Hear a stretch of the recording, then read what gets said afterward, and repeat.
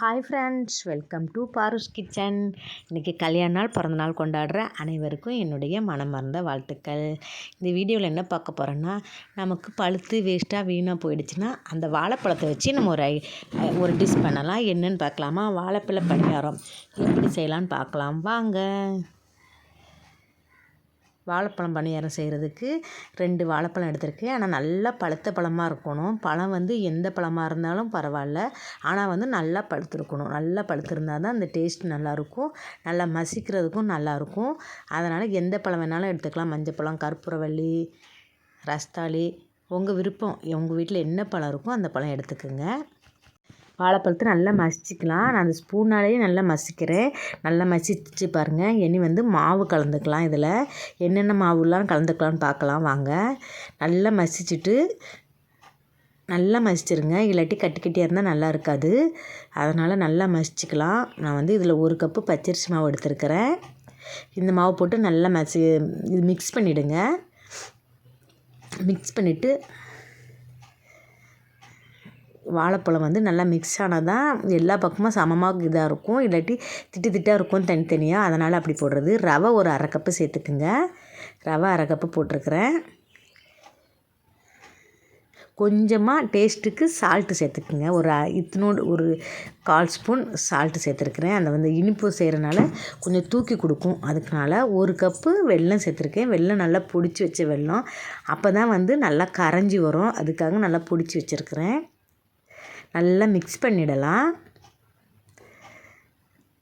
தண்ணி நிறைய ஊற்றக்கூடாது. ஏன்னா வெல்லமும் கரையும், வாழைப்பழத்தையும் நமக்கு தண்ணி இருக்கனால தண்ணி மட்டும் நிறையா ஊற்றிடாங்க. நிறையா ஊற்றிட்டுனா நல்லா இருக்காது.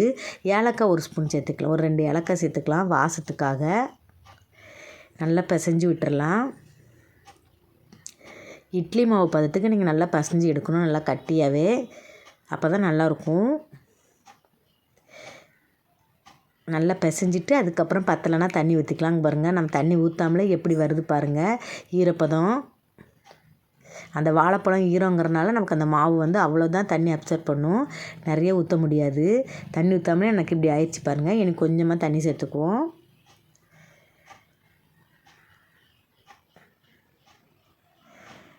நல்லா பிணைஞ்சிட்டு தண்ணி பத்தாததுக்கு கொஞ்சமாக ஊற்றிக்கலாம். நிறைய ஊற்ற வேண்டாம். அதான் நல்லா மிக்ஸ் பண்ணிடலாம். எல்லாமே நல்லா கரைஞ்சி வர்ற அளவுக்கு நல்லா மிக்ஸ் பண்ணிவிடுங்க. வாழைப்பழம், ரவை, பச்சரிசி மாவு, ஏலக்காய் போட்டிருக்கிறேன், வெல்லம், அவ்வளோதான் சேர்த்துருக்குறேன். நல்லா கரைச்சிக்கலாம்.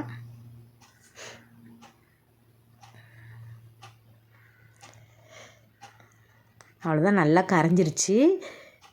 நம்ம இதை நல்லா மூடி வச்சிடலாம். ஒரு 1 மணி நேரம் கழித்து எடுக்கலாம். 1 மணி நேரம் கழித்து நீங்கள் எடுத்திங்கன்னா நல்லா மாவு நல்லா அப்படியே பொங்கி வந்த மாதிரி இருக்கும். பார்க்குறக்கு ஊற்றுனா கூட நல்லா சாஃப்டாக இருக்கும். உடனே கூட ஊற்றலாம். உடனே ஊற்றுறத விட நம்ம 1 மணி நேரம் கழித்து ஊற்றுனா மாவு நல்லா சாஃப்டாக வரும் பணியாரம்.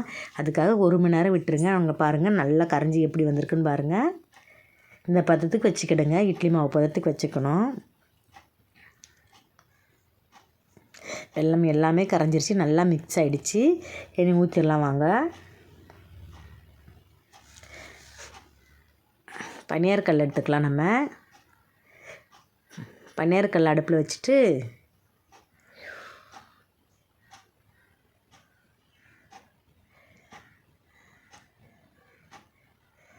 இதில் நம்ம வேறு எதுவுமே சேர்க்கலை.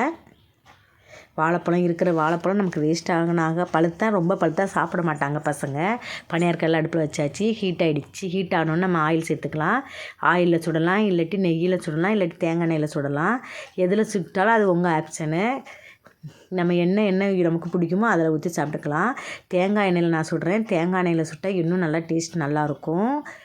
இது நான் தேங்காய் எண்ணெய் கட்டி ஆகிடுச்சு பனிக்காலங்கிறனால.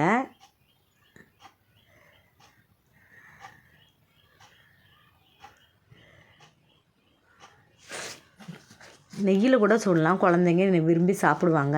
வாழைப்பழம் ரொம்ப பழுத்துருச்சுன்னா நம்ம தூக்கி தூர போடாமல் இந்த மாதிரி பண்ணி கொடுக்கலாம். குழந்தைங்க ரொம்ப பழுத்தா பசங்க சாப்பிட மாட்டாங்க. லைட்டாக கருப்பானாலே பசங்க சாப்பிட மாட்டாங்க.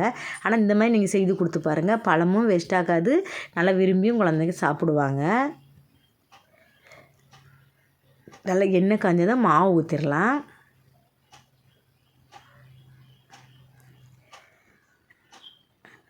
மாவு வந்து ஊற்றிட்டு ரொம்ப ஹை ஃப்ளேமில் வைக்காதுங்க அடுப்பை, கொஞ்சம் சிம்மிலே வச்சு விடுங்க. மீடியமான ஃப்ளேமில் வைங்க. ஏன்னா ரொம்ப ஹை ஃப்ளேமில் வச்சிங்கன்னா மாவு வந்து சுற்றி கரிஞ்சிடும், உள்ளே வெந்திருக்காது. அதனால் கொஞ்சம் ஸ்லோவாகவே வைங்க அடுப்பை. அப்போ தான் வந்து உள்ளே நல்லா வெந்து வரும், மாவும் சரியான பக்குவத்தில் வேகும். மெத்தடு கொஞ்சம் கரெக்டாக பார்த்துக்கணும். இல்லாட்டி சுற்றி கரிஞ்சிடும், உள்ளே வெந்திருக்காது, மச்ச மாவாக தெரியும். அதனால் இந்த மாதிரி ஊற்றுங்க. நல்லா வெந்துச்சுன்னா திருப்பி விட்டுக்கலாம். திருப்பி விட்டு ஒரு நிமிஷம் விட்டாலே போதும், வெந்துடும். சட்டுன்னு வெந்துடும். நல்லா வேகலைன்னா திருப்புறக்கு கூட நல்லா வராது. நல்லா வெந்தால் தான் திருப்புறக்கு நல்லா வரும். எல்லாத்தையும் நல்லா திருப்பி விட்டு ஒரு நிமிஷம் கழித்து நம்ம எடுத்துடலாம்.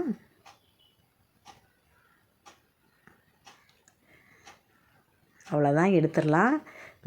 பணியாரம் ரெடி ஆயிடுச்சு.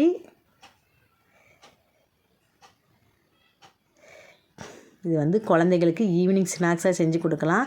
ஸ்கூல் விட்டு வந்தோடனே பசங்க விரும்பி சாப்பிடுவாங்க. வாழைப்பழம் பழுத்துருச்சுன்னா வேஸ்ட் பண்ணாமல் இந்த மாதிரி செஞ்சு ட்ரை பண்ணி பாருங்கள்.